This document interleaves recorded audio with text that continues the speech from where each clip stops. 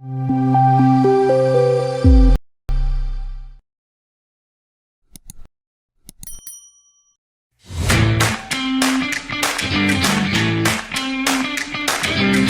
for tuning into De-Education. So this is a platform wherein I bring designers from different aspects to talk about design education and how design education has shaped them into better designers. On this episode, we have a very special friend here. Hi, Wilson. Welcome to De-Education. Thanks, man. Thank you very much. Super happy to be back here. And I remember the last time we did the podcast episode. It was pretty nice. And it's always great to talk to you. So thank you very much for inviting me. Wonderful, Bless. So how's your day going? It's been good. It's been, tired and super busy. In fact, the whole month has been super busy. And I didn't even, realize that we have already crossed the month and it's the month end. But surprisingly, that's how time works. It's been going good. That's so right on point, because January went so fast that it didn't feel like 2021 actually started out there. Yeah, it still feels like, we are still in the 2020 stage and, we are still looking forward to something like 2021. It just feels like the same time. Yeah, I mean, obviously because of the whole COVID stuff and well, we couldn't, really differentiate between the 2 years. Like there was no New Year celebration, no grand anything. So it technically feels the same, but yeah, it's been quite hectic and busy as well. So if you could give a brief about yourself to our audience out there. Sure. So sharing a short brief, you know, I I'm from Kerala originally. By the way, my name is Blesson Varghese, but I go by the name Bless as well on Instagram. So I'm from Kerala, originally from Kerala, but right now currently living in Chhattisgarh, the northern part of India. And I hold a graduation in I hold a bachelor's degree in business administration, and that's the only educational qualification I have. To be clear, and I accidentally jumped upon design, to be very honest. Just very short brief. So I failed in one subject during my last semester, and that was the only subject I failed in entire education career. Like entire, like 18 years of my education career, I just failed one subject, and that was in my last college semester. And I had to wait for the next round of exams, obviously 6 months. That's when I started exploring design, found out like, you can do something like design. And I taught myself. I looked up online videos, and I was looking up educational stuff, and I taught myself design and started doing it. By God's grace and to my surprise, things went really well. And here I am doing full-time freelance at this point, and also helping the community, get little better at self-taught freelancing. That's wonderful, Bless, and you are really a great inspiration to people who haven't been to design school but yet establish a quite a good career in design. So, how's your 3 years journey towards this part, like from shift to bachelor's in another subject to coming full time into design? How was the whole Yeah. 3 years period like? Yeah, so just a little backstory. I took biology in my 11th standard because I wanted to get rid of mathematics. I was really horrible at mathematics. So I don't know why, but my thought process was, if I take biology, I don't have to study mathematics. But little did I know that physics and chemistry is way worse than maths. Anyway, point is, I took biology in 11th and 12th. But few months in to biology studying and 11th standard, I figured out that this is not working for me. Like I really can't study all of these, bio and all of these educational stuff. It wasn't really fitting to me. Anyway, I somehow, by God's grace, I would say that I somehow passed 12th standard. Like I didn't fail in subject. I somehow passed 12th standard. I was a very average student. Just getting close to that passing marks and just getting it done, sort of thing. Anyway, so I found out that BBAs would be a good fit, because obviously didn't want to go to MBA, MBBS. So I was like, let's do BBA, because that's something that doesn't require commerce or any specific subject stream while you take. So I did BBA, and I didn't had any plans, to be very honest. When I took BBA, like I wasn't looking forward to doing MBA and getting a job, or maybe getting into 9 to 5. I didn't had a plan. I just went with the flow. And I did BBA, and at the end of it, I somehow jumped upon design, somehow jumped upon the whole concept of freelancing, because I come from a middle class family, and I've been born and brought up in the place called Chhattisgarh, which is not very much of a developing state. So we don't have exposure to a lot of the stuff that probably metro cities people have. So but internet was a good place to explore all of these things and find out, like, there's something like this, you can do it full time. Like, what are you saying? You can live your life being a designer? What new stuff is this? And I found out, and I kept exploring, and I kept learning, and that's how my shift has been. I wouldn't say it has been easy. Like, if you look at it and if you hear the story, it will be like, yeah, that was nice. I mean, you somehow jumped upon design, but there's this period where you really don't know whether or not this will work out, right? Especially when you start out, and when it's an unconventional career like this, especially freelancing or design or creative field in India. It's a very taboo topic to talk about, even a very taboo thing to pursue. And you're always questioned, like, even now, I don't know if people like experience this, but even now people think that I am doing nothing. Literally, I'm just at home, enjoying my father's my father's expenses, and my father is bearing everything for me, all of that stuff, right? Even my relatives and people close to me, because we are not exposed to this whole concept of entrepreneurship or freelancing or business or online business or online opportunities and stuff like that. So the transition hasn't been easy at all. It's still, I am at a place where I have to um, explain myself. I have to explain what I do. I have to explain the whole concept and the whole perspective and idea of it. So that has been the shift. It's definitely not easy, but I would take it anytime, anywhere in life, to do this rather than just do go a conventional way. So I'm very much blessed and happy to be doing what I do. Thank you so much, Bless, and few wonderful insights that you have mentioned. Like in India right now, yes, it's really hard for us as people to explain them what we exactly do. When I tell them that I'm a designer, they eventually think I'm some furniture designer or some cloth, what we call the textile designer sort of thing. So it's really hard for them, like for us, to really explain few sort of people. But I'm glad that these scenarios are changing, and a Yeah. lot more people are pursuing design, and eventually I feel our country will lead design as equal to as the other countries, so hoping for Yeah. that. Very much, bro. So let's discuss about your struggle period over this 3 years of period, because design schools is all about providing the structured content where people actually go to a design Mm. school to get that structured. So for people like us who never been to any design school, it's all about self exploration. So if you could Yeah. throw some light on your self exploration part. Yeah. So, just as I mentioned, I jumped upon design, and specifically logo design. And that's where, so I started this Instagram page that I currently run, that's called Bless Creatics. And I started that page just to like randomly explore stuff. I used to do photography as well. And I am into video production and audio, photography and all those creative stuff. I used to do photography before I started designing, but that was just like a hobby thing. It's something that you do when you get a camera, and you think like you are a master photographer because you shot a macro photography of leaf, and you feel like there's some sort of art in it. And so I started a Facebook page back then, I think 2013 or something. I started a Facebook page, called it Bless Photography or something like that. I have no idea. I used to post random stuff. But why did I share that is because I had that spark in me somewhere around, digged inside. It wasn't like I accidentally jumped upon design and I was like, wow, that's cool, let's do this. That was not the case. I already had it in me.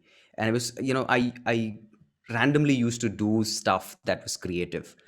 And when I jumped upon logo design, when I jumped upon the whole concept of freelancing, that's when I looked back and I found out that, I have been pursuing a lot of these things that are really unconventional. And there is something that is creative in me. I wouldn't say that you can teach yourself creativity. You cannot teach yourself creativity. It's, you can teach yourself some techniques, you can teach yourself skills and softwares, but creativity is something that comes from the inside. It's not something that you can learn from a course online. I see a lot of people posting stuff online like how to be more creative, like they are doing a course, maybe they have an ebook. I don't understand. Obviously you can teach people on how to think more creative, but you cannot be more creative by learning it, right? Because I have personally experienced that it comes from the inside. If you have it in you and you use the right execution, you use it at the right time at the right place, it will definitely come out. So I explored that, and because I found out that I have that spark in me, a little bit of spark, I gave that spark more fire through online education. When I say online, it's YouTube, because when you're starting out, you don't have, like, enough budget to spend too much on. And I wouldn't recommend going right away and buying all these fancy courses online, or maybe fancy ebooks and all of that stuff, right? Just start with the free stuff that you have, that is YouTube. We are so blessed at this point. We as a generation, we are so blessed to have something called YouTube, where people are just generously putting their stuff out. Yes, they earn stuff from the AdSense and stuff like that, but they don't have to take that initiative to spend the time to build all the videos, or maybe whatever the educational content it is, and putting it out for free. Like for us as receivers, or us as consumers, or us as who people who are watching stuff, we don't have to do anything but just get on there and watch. So I use that medium, and I would say that most of the things that I've taught myself was through YouTube, watching random videos. Like, if I didn't know what to do on a software, I would just like go on YouTube and just literally search that, like literally type that out, and like how to do it. And the best part is that everybody has every sort of content on YouTube. Doesn't matter what sort of field you are in, doesn't matter what sort of struggle you are struggling with. In the world, anybody or everybody is struggling with something or the other. And truth be told, and the best part is that somebody else is struggling the same way that you're struggling, and probably they have found the solution and they're putting it online. So there's 100% chance that whatever you are struggling with, whatever you want to learn, whatever you have hard time figuring it out, that's already available on the internet. So I would say that online education, or maybe let's say online learning, has been the best way that I've taught myself, and I still do. The stuff that we read, what is that? It's sort of an online medium of education. I read on Kindle, and everything is ebook for me, everything is like digital for me. So it's such a, I mean, we can keep talking about it over and over again, but point is, the online education part, the online learning part has been very crucial for me. And I would say that if anybody is listening out there and they think that they don't have the enough resource, or they haven't got the chance to go to a professional design school, or maybe even just school in itself. Like, some people think that only going to fancy schools and only attending fancy English medium schools will make you better. That's not the case. I wouldn't say that. If you have something in you, you will find out the way to learn it, find out the way to master it, and find out the way to actually explore it in the unconventional ways. So online is the best medium right now, and I would say my experience has been the best. And I believe very much that it's going to get better as day by day, and as technology gets ahead. Wonderful point you mentioned, Bliss, because now, like back when I started, then there's hardly any YouTube channel on UX or UI, or an Instagram Mm. page for that matter back in 2015. So, but right now, if you see, there are a lot of podcasts, there's a lot of content on Instagram itself, and then YouTube. There's like a proper structure, and people are right now making using Instagram. They're making guides, which is like a structured course of all the carousels they are putting. And that's a very great start for the new beginners out there. They could really use that opportunity to explore. And the other point that you mentioned in terms of like consuming content and then structuring and noting it down, is it's something that really helped me also up on a personal level, because it will help us, make a path of our own. And I feel like when you generate a path of your own, you have a better grip on it rather than walking on someone else's path. So I feel everyone has to find their own calling for that thing, and then they have to do at least some basic exploration. Going to design school is also kind of exploration, because I feel there are like a lot of tools over there. They'll expose you to tools, but again, finding that right tool which you will use it throughout your life is what something that matters. So great point on that, brother. Absolutely, absolutely, man. So let's discuss about the economics. Like how was your first Hmm. job, freelance job, like? And if you want to share details on like how did you get that client, and any freelance guidance that you would give to the new beginners out there. Yeah, sure. I mean, I love talking about it and I love sharing my experience. And when I get to share it, like I do it with all my heart. So I would really love to share that. So I got my first Instagram client, through Instagram. Sorry, my first design client through Instagram. So as I mentioned, I had this Instagram page.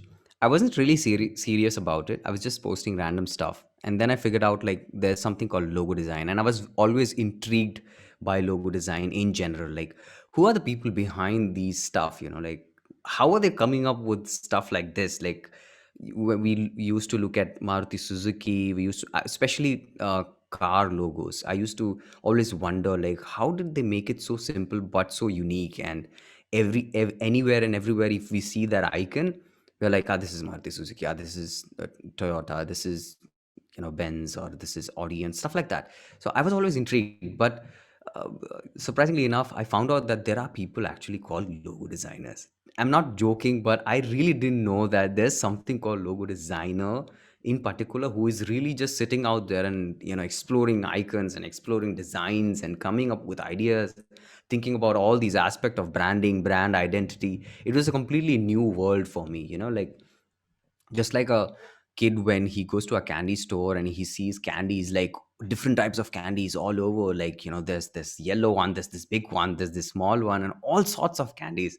And when I jumped into design, I found out that there are so many aspects of design. It's not just logo design, but all of these designs. uh, so I started on Instagram, and then I started posting logo design stuff. And I think somewhere around 7 to 8 months in, I got my first inquiry, and that was for a musician. He wanted to release an album, and he wanted a logo for the album itself, like for the whole album he wanted a logo.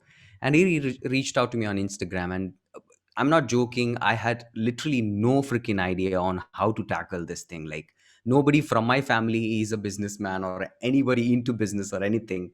And I, I'm just literally just spending my time a little bit more productively and using that to design and post them on Instagram. And here I am getting inquired by a client who is overseas, and I have not seen them. I don't know whether it's a legit thing or not.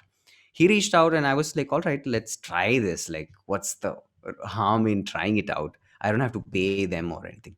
We did the talking, and somehow I managed to get up to a point. And my first logo design was for I still remember $50. And $50 at that point, I think it was somewhere close to 3,500 rupees if we convert it to Indian money. And I was like, that's so cool. I mean, you get to like earn money doing this stuff. Anyway, I did the work. I didn't take any deposit, any upfront deposit. I had no idea like this thing exists. I had no contract, I had no deposit. I did as many revisions he wanted me to do. I was just keeping on doing all the revisions, and I was just doing all that stuff that a beginner designer does. I was very passionate. When it came for the time to pay me, so he said that just give me your PayPal. I was like, what is PayPal? So then I found out that there's something called PayPal, where you get international money transfers. And I was like, can't you just do a bank transfer to me? So he was like, all right, just send me your bank details. So this is true story. I'm not exaggerating or anything. I sent him my bank details, and you can imagine he was from, I think he was from Miami. And He told me that I'll be wire transferring the money to you. I had no idea what wire transfer is. I just know bank transfer. Like, talk about bank transfer, and we are talking. But somehow I figured out online, doing all the Google search, wire transfer. All right, this is what wire transfer is. He sent me the money. He said, here's the receipt. I have sent the money, and he said it might take a day or two to come to you. And it's been a day or two. I called my bank, like, is there any deposit come through, because I'm waiting on one. So they were like, no, there's nothing. If there's anything, we will let you know. 3 or 4 days in, I think, my regional bank manager called, and he was like, hey, we have a deposit, international deposit, but we have, kept it in hold because it's an international deposit. So you'll have to come to the bank. I was like, do I have to come to the bank every time my deposit comes? Point is, I went there and I did the whatever paperwork they had. And over that $50, the fees, the international debit fees, was somewhere around 13 or $15. And I just got like 35 or $30 or something like that. Anyway, that was my first experience as a freelance designer. And I was so happy. I was so, like, I was so thrilled about all of these things, because that was a very new start for me. And I told my parents, and like, this is like, I've got money, I've been paid to do work from Instagram. And so yeah, that was my first client experience, if we talk about freelancing or freelance designing. That's a wonderful journey that you have told over there, Bless. So we often hear these days that these young people get often cheated upon, saying that you'll be given only less money because you're just a starter, or do it this thing for free for us, you'll get exposure. Mhm. So what's your take on that? So yeah, that's a very good question. I think, we need to talk more about it. So when I started out, as I mentioned, I charged $50 for a logo. But then I found out, and I reached out to a few more logo designers, and I was like, hey, would you mind sharing even like a range of pricing? What's your pricing? Don't share the exact pricing, maybe like a range or something. And they told me that they are charging somewhere around $1,000, $2,000, $3,000, and some even charged $5,000. And I was like, so what do you deliver as files? So like, we just the logo files, open files, and maybe just few, JPEGs here and there, PNGs here and there. And I was like, that's just it? Yeah, that's just it. So you charge $5,000 for that? So they were like, yeah. I mean, that's the normal rate. 5,000 is because we are freelancers, and just starting out, so we are just charging 5,000. That like really blew my mind away. Like, I was like, so if they can do it, because when I look at my work and their work, I'm not saying that I was at that level, but there wasn't so much of difference that I only charge $50 and they would charge $5,000 for the same thing. And I found out that there's this thing where cheap designers try to get more clients and get it for cheap so that they can get more work. For them, more work means more money, but that's not the case, right? That's not at all the case. Like, I used to do somewhere around 5 to 6 projects a month when I started out. And I was like, that's cool. I'm getting 6 projects a month, but I didn't used to earn that much. I mean, because I was charging so low. And I found out that if you're really confident about your work, and if you really keep your prices, keep leveling up your prices, this will work. And I tried it out. I had no experience. I don't have any experience design education. I don't have any design degree. I don't have any experience working with any design agency. But all I did was confidently put up my prices up there, and say no when people are not ready to work on that level of pricing. Like, I then charged $500. I went from $50 to $500 for a logo. And to my surprise, like, there were clients who were really appreciating that, and they were like, thank you very much for a good deal. And I was like, that's cool. So let's keep doing it. So few months in, I started increasing my prices, and I didn't had to justify my stuff. Like, what happens is, young designers, when they try to charge more, what they do is, when they see that the client is a little hesitant to work on that budget, they try to justify their price. They're like, see, why we charge so much is because we spend so much time researching on your design. And yes, that's true, but that's a given. Like, you shouldn't be explaining or justifying your prices. You're an expert, and you know you get paid for whatever work you do. And it's totally dependent on, I'm not saying that if you're just starting out, go and charge $1,000 for a logo, $5,000 for a logo. I'm not saying that. But at a point where you have that confidence, like my work really deserves this amount of budget or this amount of money, just go up front and charge it. And uh, you will have to say no more often than you will have to say yes. Like, you will get way less clients, but the quality of clients keeps increasing. Like, now you're getting good quality clients. When you keep increasing the price, you keep getting good quality clients. So that's absolutely not an eligibility for anybody to say that just because you're not experienced, you cannot charge this much amount of money. So I have my personal experience. I didn't had any fancy education or qualification or whatever that is, but I just kept increasing my prices confidently. That is the most important thing when I say be confident about your stuff, about whatever you charge and whatever you work. And don't try to justify it. Don't try to please your client. Like, hey, if you think that we can work it around, maybe like I can come down a little bit, you can come up a little bit. uh, I don't know, you don't have to justify your stuff. If you're doing work, that's completely what works for you. So yeah. Wonderful, Bless. So we'll conclude this by, sharing your insights on how you were before this journey started, like your journey into design, and how you are right now. What are the comparisons that could bring it up? Yeah, so when I started to, as I mentioned, like, I didn't had any structure. uh, when I used to work with clients, I was just going and doing my stuff and just trying to get more work, which is absolutely fine. But anyone who is starting out, this is just a pinch of advice for people who are starting out, because I I regret so much that I couldn't reach out to people and ask their process. First thing is, always get a contract. Like, always get a contract for any sort of work. Doesn't matter if you're doing it for your friend, doesn't matter you're doing it for your relative, family member, whoever that is. Always, always, always take a contract for any sort of work that you do, because when it comes to business, you need to really come in terms with everyone and anyone. So getting a contract, which I didn't used to do, and then taking upfront deposits that didn't used to do when I started designing.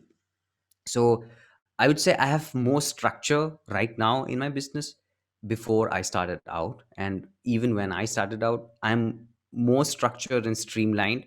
And I'm thinking about more intentional choices when I do with, maybe it's clients or whatever design choices I am doing. I'm being more intentional about everything. I'm not just jumping with the flow and trying to just get along with everyone, or maybe like get along with the trends or whatever that is.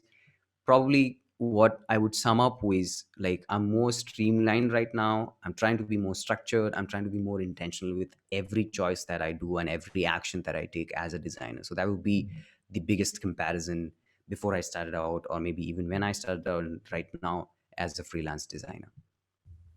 Thank you so much, Bless, for all these great, wonderful insights. We are looking No forward to problem, man. again host you soon. Yep. I mean, like, it's always a pleasure to talk, man, and it was nice. I mean, it's always fun when we have this conversation, and especially when we are at the same level of experience. When it comes to experience, like, you are also from a non-design background, and we know the struggles, and we keep talking about it. It's really nice. We get to learn a lot from each other. So thank you very much for having me, man.